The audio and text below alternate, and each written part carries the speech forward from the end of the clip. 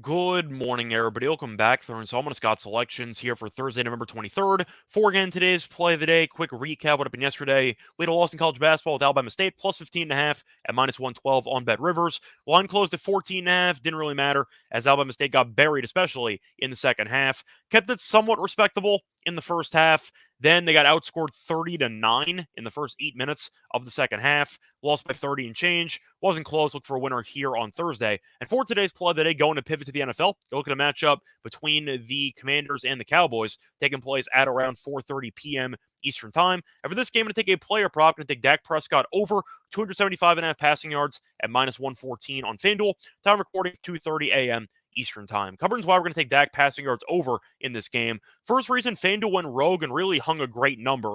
DraftKings has the prop at 281.5 at minus 115. So you're saving a cent and you're saving 6 yards on FanDuel, which I'll gladly do every time. Now, recently, Dak has been very good at racking up the passing yards, as Dak has had at least 304 passing yards in 3 of his last 4 games. And historically speaking, he's been very good against Washington at home, as he's had at least 289 passing yards in each of his last 3 home starts against the Commanders. So I think Dak once again puts together a good stat line in this matchup at home. Now, to go through Washington's pass defense this season, it has been really, really bad. The Commanders are allowing 258.5 passing yards per game, which is the third most in the league. The Commanders, break it down by week, the Commanders have allowed at least 279 passing yards in 6 of their last 8 games.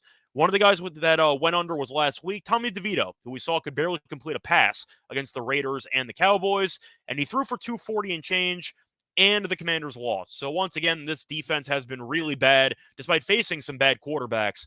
Tyrod Taylor, for example, had 279 earlier this season. But simply put, Dak's been in great form at home this season. He's been very good against bad teams his entire career. We know that reputation that he has of struggling against good teams, but being elite against bad teams. And Washington is definitely a bad team.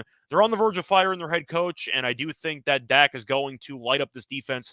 And based on how bad the Commanders have been against even below average quarterbacks, Dak this year has been top 5, top 10. So I do think Dak's going to be in line to bounce back after a kind of questionably bad showing against Carolina last game. They did win comfortably, but Dak's stat line was not great. Lamb wasn't that great either.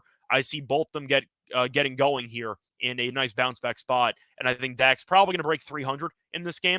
But as long as Washington doesn't get totally blown out, I think Dak finds a way to 300, and I think this number is too short because of it. Split that once again here for Thursday, November 23rd is going to be on Dak Prescott over 275.5 passing yards at minus 114 on FanDuel. Bye, everyone.